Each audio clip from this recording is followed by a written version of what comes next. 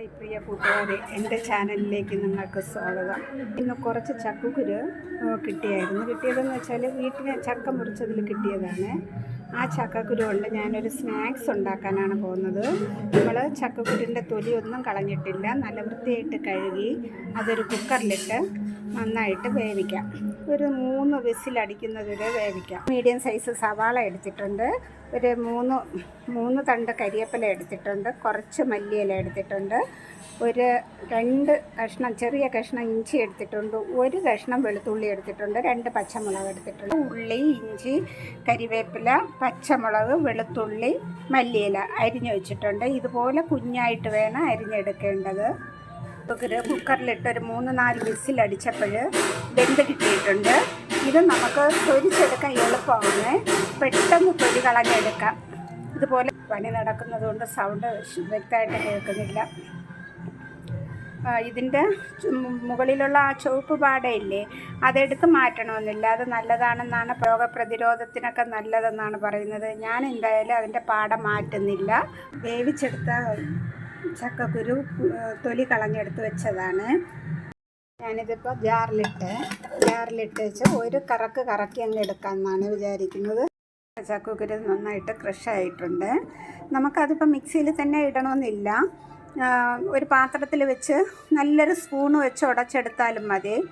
പിന്നെ ചക്കക്കുരു നമ്മൾ ഈ സ്നാക്സ് ഉണ്ടാക്കുമ്പോൾ ഒന്ന് കടിക്കണമെന്നുണ്ടെങ്കിൽ ശരിക്കും അങ്ങ് അരഞ്ഞു പോകേണ്ട ആവശ്യമില്ല. ഞാനിതിപ്പോൾ കുറച്ച് കൂടുതലായിട്ട് അരച്ചെടുത്ത്. ഇവിടെ കുട്ടികളുണ്ട്, കുട്ടികൾക്ക് ചക്കക്കുരു കഴിക്കുന്നത് പൊതുവേ ഇഷ്ടമല്ല. പക്ഷേ ഇങ്ങനെ വെച്ച് കൊടുത്താൽ അവർ കഴിക്കും, കാരണം ചക്കക്കുരു ആണെന്ന് അവരറിയുന്നില്ല. ചക്കക്കുരൊക്കെ ക്രഷ് ചെയ്ത് വെച്ചതും, ഉള്ളി ചെറുതായിട്ട് അരിഞ്ഞത്, ഇഞ്ചി, പച്ചമുളക്, മല്ലിയില, കരിവേപ്പില, വെളുത്തുള്ളി, ഇതെല്ലാം കൂടി ഒന്നിച്ചൊരു പരന്ന പാത്രത്തിലേക്ക് ഇട്ട് കൊടുക്കുന്നത്. ഇതിലേക്ക് തന്നെ ഞാൻ കുറച്ച് അരിപ്പൊടി എടുത്ത് വെച്ചിട്ടുണ്ട്. നമ്മൾ ഇടിയപ്പത്തിനൊക്കെ ഉണ്ടാക്കുന്ന അരിപ്പൊടിയില്ലേ, വറുത്ത് വെച്ചേക്കുന്ന അരിപ്പൊടിയാണ്. അതും കൂടെ ചേർത്ത് കൊടുക്കുന്നു.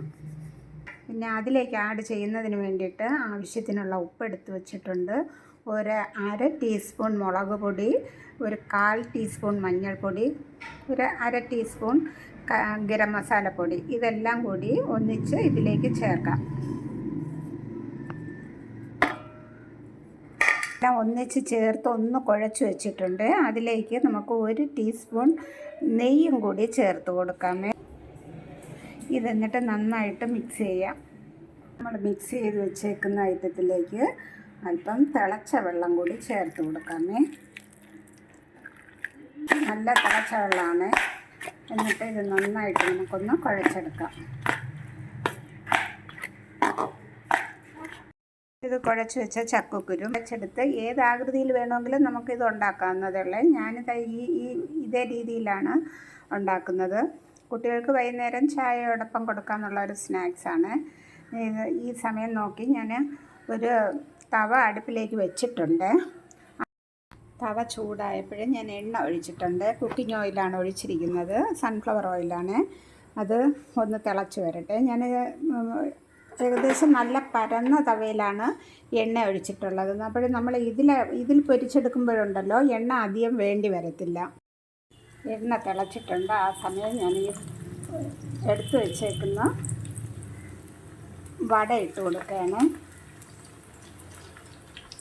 ഇതിൻ്റെ പ്രത്യേകത എന്ന് പറയുന്നത് ചക്കക്കുരു കൊണ്ടുണ്ടാക്കുന്നത് കൊണ്ടാണ് ഞാൻ ഇത്ര ഇതായിട്ട് കാണിക്കുന്നത്. നമ്മൾ ആ ചക്കക്കുരു കിട്ടിയാൽ കൂടുതൽ എടുക്കാറില്ലല്ലോ.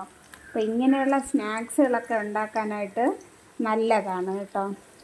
ടൈം മീഡിയം സൈസ് ആണ് വെക്കേണ്ടത്. തീ ഒരുപാടായിപ്പോയാൽ പെട്ടെന്ന് കൊണ്ട് കരിഞ്ഞു പോകും.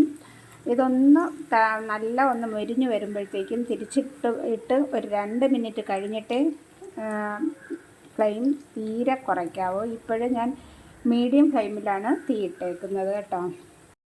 ഇപ്പോഴും ഞാൻ ഒരു വശം തിരിച്ചിട്ടിട്ടുണ്ട്. തിരിച്ചിടുമ്പോൾ കണ്ടോ നല്ല ബ്രൗണിഷ് നിറത്തിലാണ് കിട്ടുന്നത്. അതായത് നല്ല മൊരിഞ്ഞ് കിട്ടുന്നുണ്ട്. എന്തുകൊണ്ടും ചെയ്യാൻ എളുപ്പമാണ് കേട്ടോ. വീട്ടിൽ ഒരു 10-15 ചക്കക്കുരു ഉണ്ടെങ്കിൽ നമുക്ക് ഇത് പെട്ടെന്ന് ചെയ്തെടുക്കാമെന്നുള്ള ഇതാണ്. ഒന്നാമത് ഈ സമയം ചക്കയുടെയും മാങ്ങയുടെയും കാലമാണ്. അപ്പോൾ ചക്കക്കുരു എല്ലാവരും കളയുകയാണ് ചെയ്യുന്നത്. ഇതുപോലെ ഓരോ വെറൈറ്റി സാധനങ്ങൾ ഉണ്ടാക്കിയാൽ മക്കളൊക്കെ നന്നായിട്ട് കഴിക്കും കേട്ടോ. എല്ലാവരും എൻ്റെ ചാനൽ ഇഷ്ടപ്പെട്ടാൽ സബ് ചെയ്യാനും ഷെയർ ചെയ്യാനും ലൈക്ക് ചെയ്യാനും മറക്കരുത്. ഇതെല്ലാം നിങ്ങളും ചെയ്തു നോക്കുക. നമ്മുടെ രുചികരമായ ചക്കക്കുരു വട റെഡിയായിട്ടുണ്ട്. ഈ ഒരു വടയും ഒരു ചായ ആകുമ്പോൾ നല്ല ടേസ്റ്റ്. പൊതുവേ ഇതിപ്പോഴും നല്ല ടേസ്റ്റാണ്. നമ്മൾ നെയ്യൊക്കെ ചേർക്കുന്നത് കൊണ്ട് നല്ല ടേസ്റ്റാണ്. എല്ലാവരും ഇതുപോലെ ഒന്ന് ട്രൈ ചെയ്ത് നോക്കണേ. ഈ ജോലി എളുപ്പമാണ്. ചക്കക്കുരു ഇരിക്കുന്ന ഒരു പാടേ ഉള്ളൂ. അത് നമുക്ക് കുക്കറിലിട്ട് വേവിച്ചാലോ ചട്ടിയിലിട്ട് വേവിച്ചാലോ പെട്ടെന്ന് വെന്ത് വരുമ്പോൾ തൊലി പെട്ടെന്ന് ഉരിഞ്ഞു വരും. അങ്ങനെ എടുക്കാവുന്നതേ ഉള്ളൂ.